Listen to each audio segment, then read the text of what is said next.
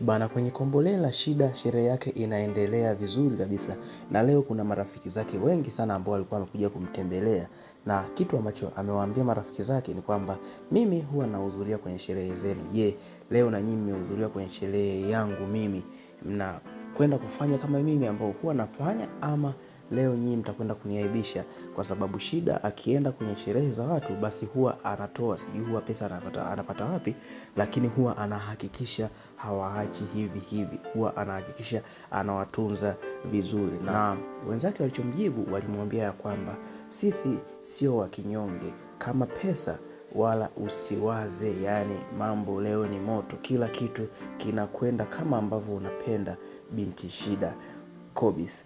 Huku upande wa Kobisi amemaliza tukio lake, ameshamaliza mchezo, ameshapata kitu kitamu. Basi muda huu ndo ameshtuka sasa, anatakiwa kutoka ili arudi kwenye sherehe ya mke wake, baada ya kuonjeshwa au kuonja kwa lazima kitu kutoka, baada ya kuonjeshwa kitu kitamu kutoka kwa Tabu.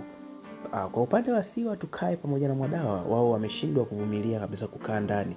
Imebidi watoke nje sasa ili waende wakaone sherehe ile kwa ukaribu, lakini pia na wao wahusike kwa namna moja ama nyingine, waendelee na show huku wakiwa wako kwa mbali. Lakini cha ajabu ni kwamba baada ya kutoka wakamuona Mashavu, wakaanza kuoneshana, jamani, Mashavu si yule pale na ameolewa jana tu. Yaani nini ambacho kimemfanya leo arudi huku? Lakini hamna ambaye alikuwa ana majibu.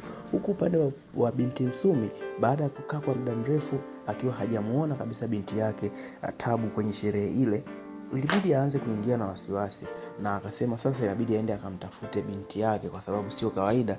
Huku upande wa Tabu tayari alikuwa amekwisha kubakwa na Kobisi. Sasa nini ambacho kitakwenda kutokea? Tuendelee kufuatilia tamthilia hii pendwa kabisa ya Kombolela.